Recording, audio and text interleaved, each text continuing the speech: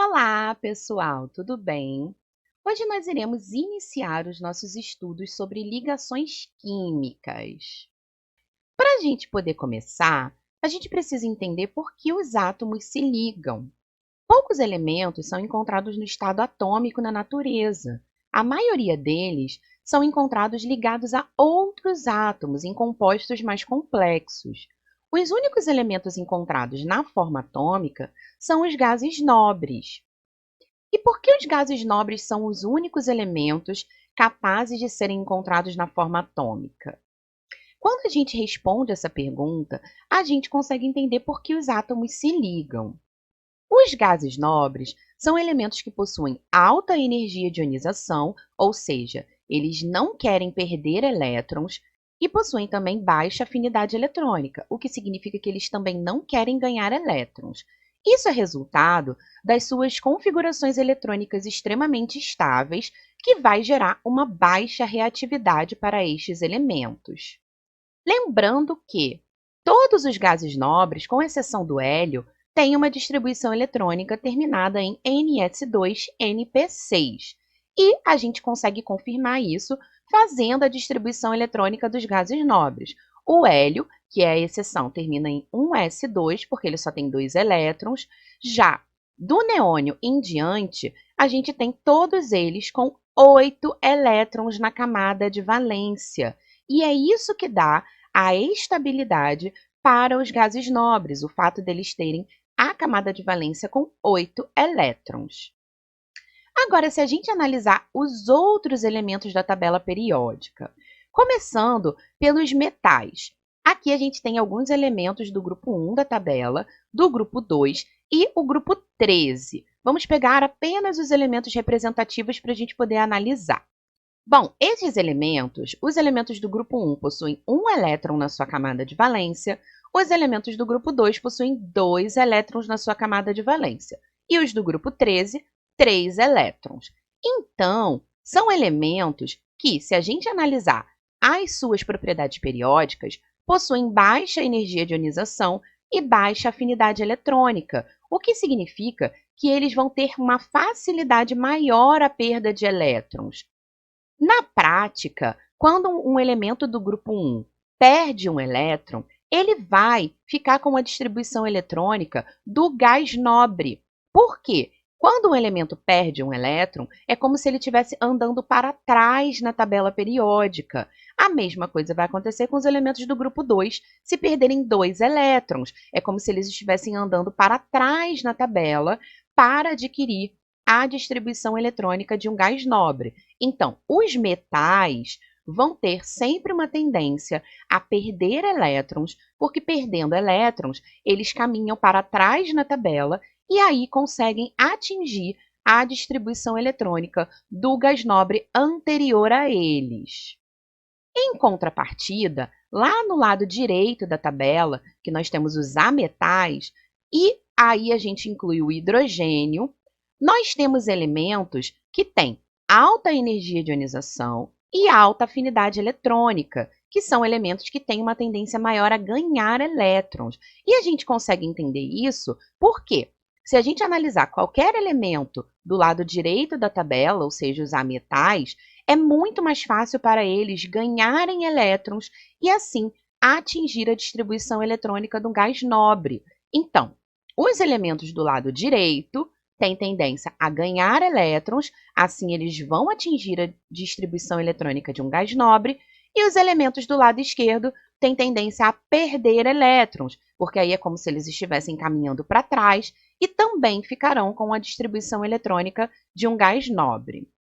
E para atingir essa estabilidade, ou seja, para que os elementos fiquem com a distribuição eletrônica de um gás nobre, eles vão fazer uma ligação química, que é uma força atrativa que vai manter 2 ou mais átomos unidos. E nós temos 3 tipos de ligações químicas.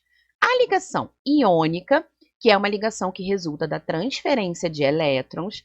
A ligação covalente, que é o resultado do compartilhamento de elétrons entre 2 átomos, e a ligação metálica, que é uma força atrativa que mantém metais puros unidos. Então, pensando na definição de cada ligação química, a Na ligação iônica, a gente vai ter um átomo doando elétron para outro. Na ligação covalente, a gente vai ter dois átomos que precisam de elétrons compartilhando os elétrons que possuem. E na ligação metálica, nós vamos ter átomos que precisam doar elétrons, doando os elétrons uns para os outros. Então, a gente tem uma força atrativa mantendo estes metais unidos. Então, vamos começar pela ligação iônica. A ligação iônica é uma atração eletrostática entre íons de cargas opostas, ou seja, um cátion e um ânion.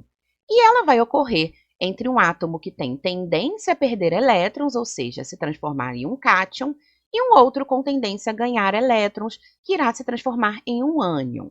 Aqui nós temos o exemplo do sódio. O sódio, de número atômico 11, possui sua distribuição eletrônica 1s2, 2s2, 2p6, 3s1, o que significa que o sódio tem um elétron na sua última camada. O sódio irá perder este elétron da última camada para gerar o Na+. Quando ele faz isso, a sua última camada passa a ser 2s2, 2p6, que possui 8 elétrons, ou seja, ele atingiu a distribuição eletrônica de um gás nobre, no caso, a distribuição do neônio. Se analisarmos o cloro, de número atômico 17, ele tem 7 elétrons na camada de valência. Então, o cloro, como já tem 7, ele vai preferir ganhar um elétron para gerar o ânion Cl- e ficar com a distribuição eletrônica do argônio, que é o gás nobre que está posterior a ele. Desta maneira, a gente pode unir o sódio e o cloro, pois o sódio quer perder este um elétron da sua camada de valência e, ao perder, ele doa o seu elétron para o cloro, que é o átomo que quer receber um elétron. Então, o Na vai ficar com a carga positiva, pois perdeu um elétron, e o Cl vai ficar com a carga negativa, pois ganhou um elétron. Como na ligação iônica nós temos a transferência de elétrons, toda ligação iônica é um sistema eletricamente neutro, ou seja, a carga total é igual a zero, porque nós temos uma parte positiva e uma parte negativa. Isso significa que o número de elétrons perdidos pelo metal sempre tem que ser igual ao número de elétrons recebidos pelo ametal.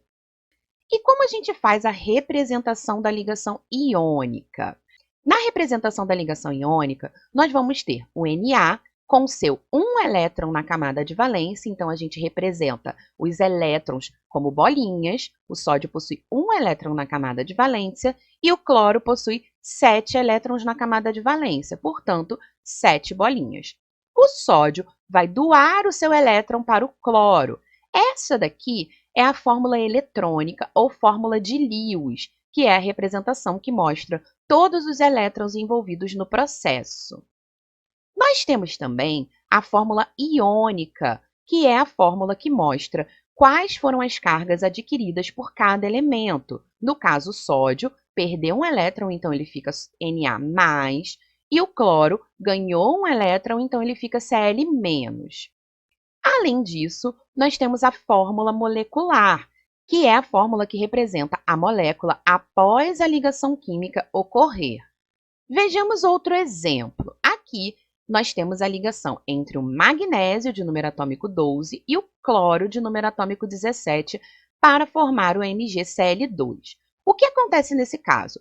O magnésio está no grupo 2 da tabela, o que significa que ele possui 2 elétrons na camada de valência. Então, ele precisa doar 2 elétrons. Só que o cloro tem 7 elétrons na camada de valência, o que significa que ele precisa receber somente 1. Então, o magnésio vai doar um elétron para o cloro, e este átomo de cloro vai atingir os 8 elétrons que a gente precisa. Então, o magnésio vai doar um elétron para o átomo de cloro, que vai atingir os 8 elétrons que ele precisa para completar o octeto. No entanto, o magnésio ainda tem mais um elétron para doar. E para que ele possa doar esse elétron, nós precisamos de um segundo átomo de cloro, que também tem 7 elétrons, pois é idêntico ao primeiro, e vai receber o segundo elétron do magnésio, ou seja, o magnésio doou 2 elétrons, portanto ele ficou 2+, e cada átomo de cloro recebeu 1 elétron, ficando -1. Porém, nós utilizamos para fazer essa molécula 2 átomos de cloro, por isso que a fórmula do composto é MgCl2. Aqui nós temos o caso do alumínio. Alumínio, número atômico 13, ligando ao flúor, número atômico 9. O alumínio está no grupo 13 da tabela periódica, o que significa que ele tem 3 elétrons na sua camada de valência, ou seja, ele precisa doar 3 elétrons. O flúor está no grupo 17, possui 7 elétrons na camada de valência, então cada átomo de flúor só pode receber 1 elétron. Neste caso, o alumínio vai doar 1 elétron para o flúor, porém, para que ele possa doar os seus 3 elétrons, serão necessários 3 átomos de flúor, cada um recebendo 1 elétron do alumínio. Ou seja, o alumínio perde 3 elétrons, ficando 3+, e cada átomo de flúor vai ganhar 1 elétron, ficando -1. Mas como nós utilizamos 3 átomos de flúor para formar este composto, a fórmula do composto deve ser AlF3. Vocês devem ter reparado que eu estou falando quantos elétrons um átomo possui na camada de valência, dependendo do grupo que ele se encontra na tabela periódica. E sim, a gente pode determinar as valências dos átomos pela tabela. Basicamente, a gente pode fazer essa determinação para os elementos representativos, ou seja, grupo 1, 2 e do grupo 13 ao 18. Elementos do grupo 1 possuem sempre 1 elétron na sua camada de valência. Elementos do grupo 2, 2 elétrons. Do grupo 13 ao grupo 18, nós sabemos a valência pelo segundo algarismo no número do grupo. Então, grupo 13, 3 elétrons. Grupo 14, 4 elétrons. Grupo 15, 5 elétrons e assim por diante. Desta maneira, a gente não precisa fazer a distribuição eletrônica do elemento para saber quantos elétrons ele tem na sua camada de valência. A gente consegue determinar isso pelo número do grupo. Lembrando que os elementos do grupo 1, 2 e 13 vão ter tendência a perder elétrons e, portanto, vão se transformar em cátions. E os elementos do grupo 15 ao 17 vão ter tendência a ganhar elétrons, portanto, irão se transformar em ânions. Os elementos do grupo 14 podem perder ou ganhar elétrons. Isso vai depender de qual outro elemento que ele está acompanhando. E os elementos do grupo 18, que são os gases nobres, são os elementos que não têm tendência a formar ligações químicas. Então, pelo número do grupo, nós conseguimos saber qual é a carga que cada elemento tem tendência a adquirir. É possível determinar a fórmula molecular de um composto iônico pelas valências dos seus átomos. Nós sabemos que os metais têm tendência a se transformar em cátions, e pela posição dele na tabela, a gente consegue saber qual é a carga que ele vai adquirir. Já os ametais têm tendência a se transformar em ânions, e também pela tabela, nós conseguimos saber qual é a carga que ele vai adquirir. Então, para determinar a fórmula molecular do composto, nós fazemos o que a gente chama de regra do X, que se trata em que nós vamos pegar a carga do cátion e ela vai virar o índice do ânion e a carga do ânion se tornará o índice do cátion, de forma que o conjunto seja eletricamente neutro. Vamos ver um exemplo. Eu quero mostrar a fórmula molecular do composto formado entre o cálcio e o fósforo. Lá na tabela periódica, eu consigo localizar o cálcio, que por estar no grupo 2, vai possuir carga 2+. E o fósforo, por estar no grupo 15, vai possuir carga 3-, porque ele tem 5 elétrons na camada de valência e quer ganhar 3 para ficar com 8. Então, eu consigo montar Ca2+, P3-. Pela regra do X, o Ca vai ficar com o índice 3 e o P vai ficar com o índice 2. Eu faço a troca das cargas sem os sinais. Então, a fórmula molecular desse composto deve ser Ca3 P2. Outro exemplo, caso eu queira montar a fórmula molecular do composto formado entre o Ba e o O. Mais uma vez, eu vou na tabela, localizo o Ba, que está no grupo 2, portanto é 2+, e localizo o O, que está no grupo 16, possui 6 elétrons na camada de valência, portanto será 2-. Então, eu consigo representar Ba2+, O2-. E pela regra do X, eu vou ficar com Ba2O2. Essa será a fórmula do composto? Não. Toda vez que a gente tiver valores múltiplos, no caso aqui eu tenho 2 e 2, nós devemos simplificar. Simplificando 2 e 2, a fórmula molecular do composto formado entre o bário e o oxigênio será somente BaO. Para encerrarmos, vamos falar um pouquinho sobre as propriedades dos compostos iônicos. Os compostos iônicos, em geral, possuem altos pontos de fusão e ebulição e são sólidos à temperatura ambiente. Toda vez que a gente aumenta a temperatura de um composto iônico até atingir a sua fusão, os íons que estão unidos pela força atrativa irão se separar. Então, aqui no exemplo do NaCl, o NaCl, no seu estado sólido, possui uma estrutura organizada, com os átomos em locais específicos. Ao ser aquecido e a gente atingir a fusão dessa substância, nós teremos um aglomerado de íons sódio, que é a parte positiva, e íons cloro, que é a parte negativa. E este aglomerado não possui mais a ordenação que o composto iônico possui no estado sólido. Uma outra coisa muito interessante sobre os compostos iônicos é que, no estado sólido, por termos os íons ordenados, eles estão imóveis, o que não permite a condução de corrente elétrica. Quando nós passamos o composto iônico para o estado líquido, ou seja, nós fazemos a fusão desse composto ou dissolvemos ele em água, a gente permite que estes íons tenham uma livre movimentação. E a partir dessa livre movimentação, ele vai conduzir corrente elétrica. Então, compostos iônicos são condutores de corrente elétrica quando dissolvidos em água ou quando puros no estado líquido, pois nós temos os íons com liberdade de movimento. Então, para sintetizarmos, os compostos iônicos, a maioria é sólida à temperatura ambiente, possuem altas temperaturas de fusão devido à forte atração eletrostática entre os íons, não conduzem corrente elétrica na fase sólida, porém conduzem quando dissolvidos em água ou na fase líquida.